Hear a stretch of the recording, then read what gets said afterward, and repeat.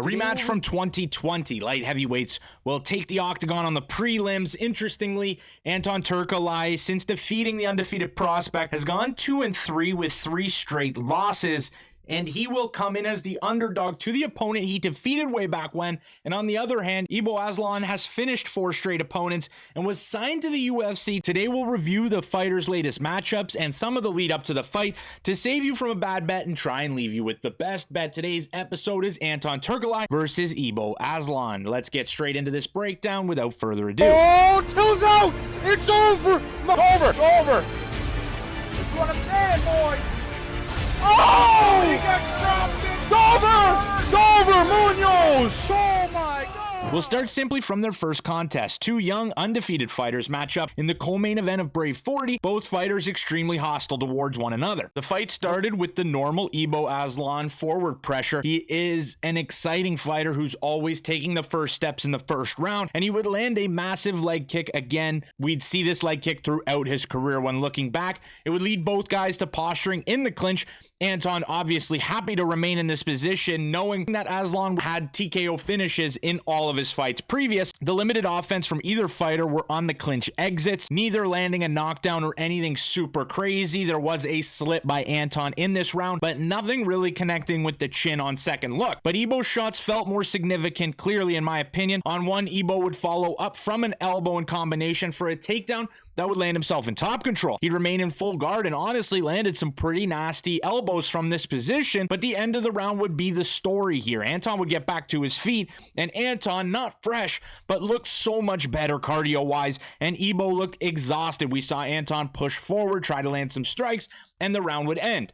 Anton would be ready to roll by the time the second round turned around, but the ref had to get Ibo up into the center of the cage to re-engage the action.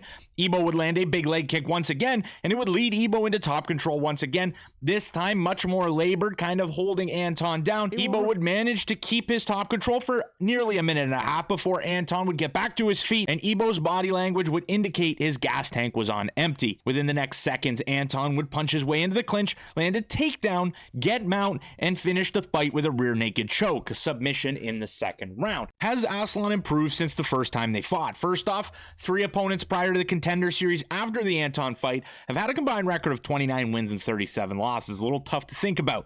Next, Ibo has shown the same tendencies of massive leg kicks and brutish, technique lacking aggression that often overwhelms his opponents really early in fights.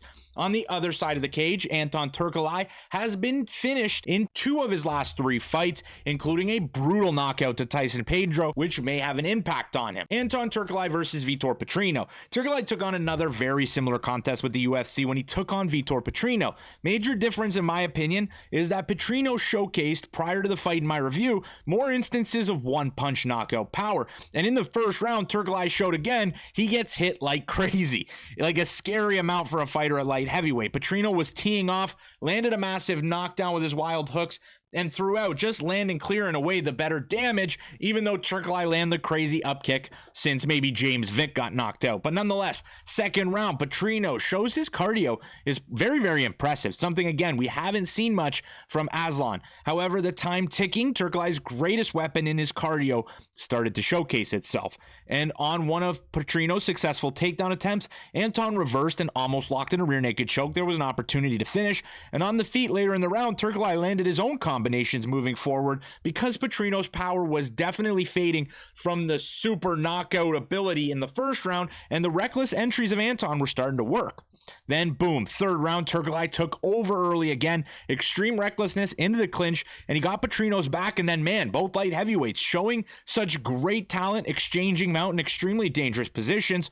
Overall, the fight did tell me a lot about Anton Turkalj's game against power strikers. If Anton isn't finished, he can be extremely dangerous and get to extremely dangerous positions, even against Petrino, who I think has a better grappling game than Aslan. So it makes me think Anton Turkalj, if I'm going to side with him, is going to be a later fight submission win, and maybe even this fight going the over, because I gotta believe that Aslan has improved his cardio just a little bit. And again, when we were looking at the lead up to the fight, he has taken training at Extreme Couture, which is one of the best fitness gyms in the world, in my opinion. And if you look back on Ibo Aslan's career, you will see that he did go to a 3-round fight with Robert Valentine in the Austrian Fighting Championship. It was for the Austrian Fighting Championship light heavyweight title, and the first round went like all Ibo Aslan fights do. Ibo Aslan trying to trade with the opponent, but Robert Valentine, an undefeated opponent, was willing to stand and bang with Ibo early on in the fight, and we saw again, Ibo does not, in my opinion, have the one-punch knockout power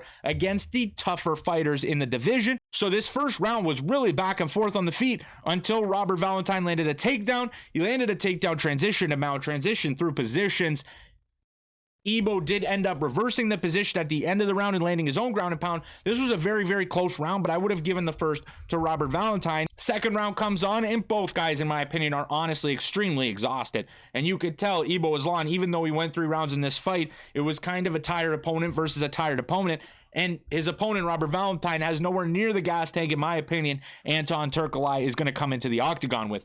But nonetheless, the second round, again, sloppy strikes. They're trading with each other. And even in this round, Robert Valentine was able to get mount. If Anton could get mount in this fight with Ibo tired, I think it's going to be lights out submission, much like it was in the 2020 fight way earlier in their career. Ibo Aslan in this one was able to turn out of it. His opponent, extremely tired, was not able to capitalize on the dominant positions. Back to the feet. Out of the 2 sloppy strikers, Ibo Aslan had way more success in the stand-up using just his raw power. Going into the third round, this is when Robert Valentine was completely gassed out. And on the feet, Ibo Aslan was able to find a finish, but in my opinion, the finish was entirely out of exhaustion for Robert Valentine. We saw him eat heavier punches in the earlier rounds. He ate a strike here because he was so exhausted, fell to the mat, his head slammed back, and Ibo was able to follow up with ground and pound. Robert was another tough opponent. He was undefeated coming into the time, and it was for a light heavyweight title, but still, against the best competition, when you're looking back at Ibo Aslan's fights,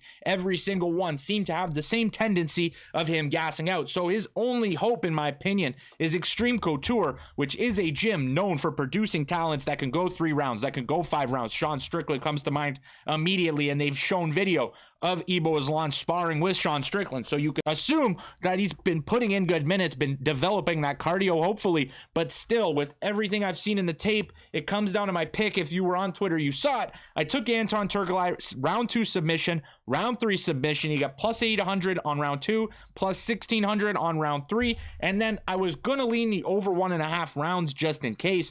But again, I thought that was way too much risk when if this fight does go over 1.5 rounds, I think it's going to be clear and away Anton Turkalj's fight to lose. So I took Anton Turkalj at better odds at plus 120. He's around plus 110 more or less on every sports book. But on Caesars, if you have an account there, you can get him at plus 120.